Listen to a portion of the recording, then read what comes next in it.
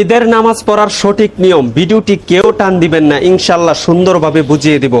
আপনি যখন ঈদগাহে ইমাম সাহেবের সাথে নামাজ পড়বেন, ইমাম সাহেব সর্বপ্রথম আল্লাহু আকবার বলে হাত বাঁধবেন, আপনিও হাত বাঁধবেন।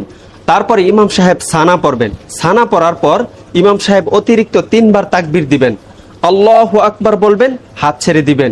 দ্বিতীয়বার আল্লাহু আকবার বলবেন, হাত ছেড়ে দিবেন। তৃতীয়বার আল্লাহু আকবার বলবেন, হাত বেঁধে নেবেন।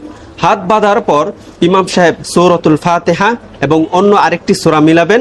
তারপরে রুকুতে যাবেন, সিজদা করবেন, প্রথম রাকাত কমপ্লিট করবেন। প্রথম রাকাত কমপ্লিট করার পর ইমাম সাহেব আল্লাহু আকবার বলে দাঁড়ানোর পর ইমাম সাহেব সূরাতুল ফাতিহা পড়বেন, অন্য আরেকটি সূরা মিলাবেন।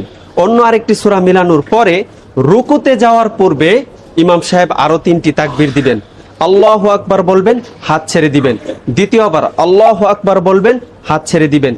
তৃতীয়বার আল্লাহু আকবার বলবেন, হাত ছেড়ে দিবেন। চতুর্থ তাকবীর আল্লাহু আকবার বলে রুকুতে চলে যাবেন। তারপরে রুকুর তাসবিহ পড়বেন, রুকু কমপ্লিট করবেন, সিজদাতে যাবেন, সিজদা কমপ্লিট করার পর ডানে বামে সালাম ফিরিয়ে নামাজ শেষ করবেন।